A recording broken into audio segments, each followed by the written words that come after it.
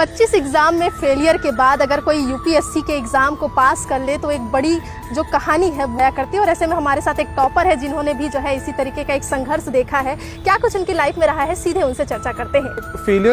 Failure को मैंने अपने ऊपर ऐसे सेटबैक नहीं लिया।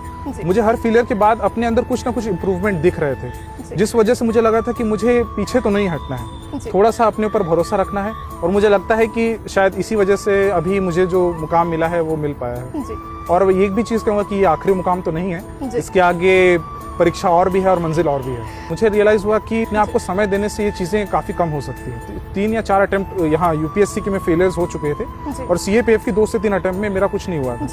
फिर मैंने सडनली अपने दोस्तों को बोला कि अब संडे को हम लोग डिसाइड करते हैं हर संडे को एटलीस्ट एक रिक्रिएशनल एक्टिविटी, चाहे कोई स्पोर्ट्स हो या कोई गेम्स हो, फिजिकल एक्टिविटी जो हमें मोटिवेट कर सके वो सब करेंगे।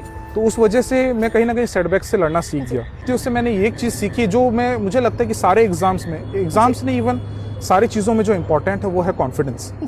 हम चाहे जितना भी पढ़ लें, हम जितनी भी सारी किताबें पढ़ लें, जितना भी कुछ रट लें, अगर एग्जाम में हम कॉन्फिडेंट नहीं हैं तो आप अच्छे से नहीं कर पाएंगे उस चीज़। ये मेरा मेरे लाइफ का पहला इंटरव्यू था। मैंने इससे पहले कभी इंटरव्यूज नहीं दिए थे, तो मैं काफ़ी कह सकता हूँ कि मैं प्रिपेयर्ड था।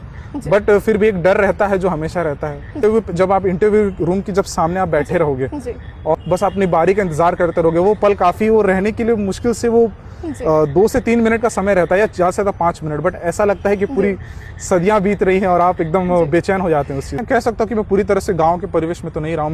मैं कह सकता हूँ कि मैं हाइब्रिड परिवेश में रहा हूँ, तो मैं पूरी तरह से गाँव की सच्चाइयों से भी वाकिफ हूँ और शहर की ज़रूरतों से भी वाकिफ हूँ। तो जैसे कि आपने खुद भी सुना इनका क्या कुछ कहना, आपको बता दें कि कार्तिकेय ने अपनी तैयारी जो है अपने पिताजी को देखने के बाद की थी और आज आखिरकार उन्हें सफलता हासिल हुई है और उन्होंने उन सभी फेलियर को पीछे छोड़ा है जिसकी वजह से वह आज इस जगह पर खड़े हैं।